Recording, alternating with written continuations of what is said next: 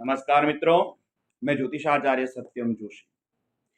दिनांक 29 सितंबर और शुक्रवार से श्राद्ध पक्ष की शुरुआत हुई और हमारे शास्त्रों में श्राद्ध पक्ष का अति महत्व बताया है और लिखा भी है कि श्रद्धायाम दीयते इति श्राद्धः, श्रद्धा से किया गया हुआ श्राद्ध वो पितरों को अति प्रिय है और पितृ प्रसन्न भी होते हैं और कल्याण भी करते हैं।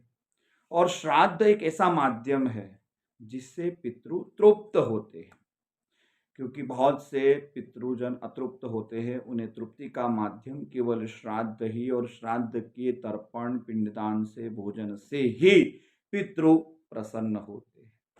तो 29 सितंबर से श्राद्ध पक्ष की शुरुआत होगी और हमारे शास्त्रों के अंदर श्राद्ध का तो अति महत्व बताया है, जिसकी फलश्रुति में आपको बता रहा हूं कि आयु प्रजा धनम विद्या स्वर्ग मोक्ष सुखानि च न तु देवाः श्राद्ध तर्पिता पितराः। हमारे जीवन में हमारा आयुष्य, संतान, वैभव, सुख, मान, सम्मान, प्रतिष्ठा और जीवन की प्रगति केवल पितृ कृपा से ही प्राप्त होती है। वो कैसे? श्राद्ध तर्पिता पितराः, जो श्राद्ध से तृप्त पितृ है उनसे ही यह प्राप्त होता है। तो श्राद्ध का बहुत महत्व है। श्राद्ध पक्ष के दरमियान पितरों का वास पृथ्वी पर होता है। तो जब पितरों का वास पृथ्वी पर होता है तब पितृ कर्म जो किया गया पितृ कर्म है उससे उत्तम लाभ की प्राप्ति होती है।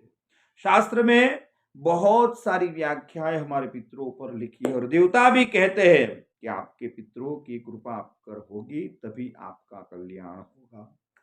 अतः श्राद्ध पक्ष में पितरों का तर्पण, पिंडदान, उनके निमित्त भोजन, गौग्रास, कागवास और श्वान, इन सभी का भोग जो भाग है वो निकालना पड़ता है। और पितृ पूजन के अंदर विशेषकर विष्णु सहस्त्र नाम का पाठ विद्वान ब्राह्मणों द्वारा करवाना चाहिए। साथ में ओम नमो भगवते वासुदेवाय इस मंत्र का जाप भी करवाना चाहिए, क्योंकि हमारे जीवन में 3 ऋण बड़े हैं, देव, ऋषि और पितृ, जिसमें पितृ ऋण उतारने का उत्तम अवसर यानी श्राद्ध पक्ष। और श्राद्ध ऐसा है जो जीवन के अंदर सफलता का एक साधन है, क्योंकि जब अतृप्त पितृ तृप्त होते हैं तो वो एक आशीर्वाद देते हैं और पितरों की जो आशीर्वाद से मनुष्य अपने जीवन में प्रगति के पथ पर आगे बढ़ता है। इसलिए श्राद्ध पक्ष का महत्व विशेष बताया है। श्राद्ध पक्ष इस वर्ष 29 सितंबर से स्टार्ट हो रहा है और पहला प्रतिपदा का यानी एकम का श्राद्ध 29 तारीख शुक्रवार को है। द्वितीया का श्राद्ध 30 तारीख और शनिवार को है। ऐसे क्रमबद्ध आगे आगे श्राद्ध की तिथियां है। एकादशी का श्राद्ध 9 तारीख को है, क्योंकि एकादशी इस वर्ष वृद्धि है, इसलिए 9 तारीख को ही एकादशी का श्राद्ध करना है। 10 तारीख को कोई श्राद्ध तिथि नहीं है।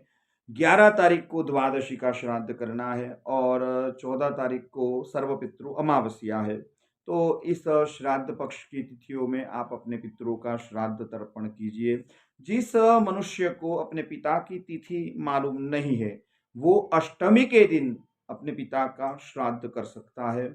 जिन मनुष्य को माता की तिथि याद नहीं है वह मनुष्य नवम के दिन अपनी माता का श्राद्ध कर सकता है। जो मनुष्य जिसने आत्महत्या की है, जिसकी हत्या हुई हो या अकस्मात में जिसका मृत्यु हुआ हो, उनका श्राद्ध चतुर्दशी यानी 14 के दिन उनका श्राद्ध करना चाहिए।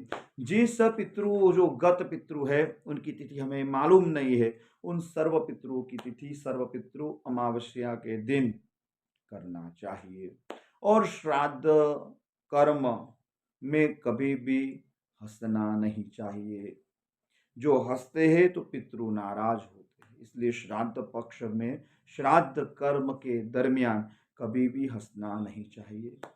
विशेषकर ये 15 दिन जब पितरों का वास पृथ्वी पर होता है, तब मध्याह्न काल यानी पितृकाल के दरमियान, यानी अंदाजित दोपहर 11 बजे से दोपहर पौने 1 के दरमियान नित्य रविवार को छोड़कर पीपल को दूध, काला तिल और जल अवश्य चढ़ाएं, जिससे आपके पितृ भी प्रसन्न होंगे, आपकी कामना भी सिद्ध होगी, लक्ष्मी की प्राप्ति होगी।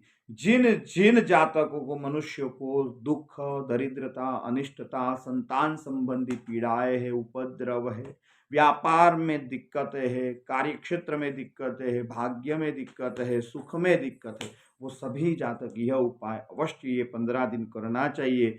हर रोज पीपल के पेड़ पर दोपहर 11 बजे, सुबह 11 बजे से लेकर दोपहर पौने 1 बजे तक किसी भी समय काला तिल, दूध और जल रविवार को छोड़कर पीपल के वृक्ष पर चढ़ाए।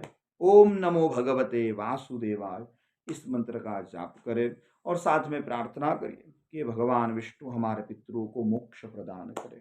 इससे अच्छा फायदा होगा और आपका भी कल्याण होगा, आपके पितरों का भी आप पर आशीर्वाद बना रहेगा। आप सब पर आपके पितरों की परम कृपा रहे, इसी अभ्यर्थना के साथ नमस्कार।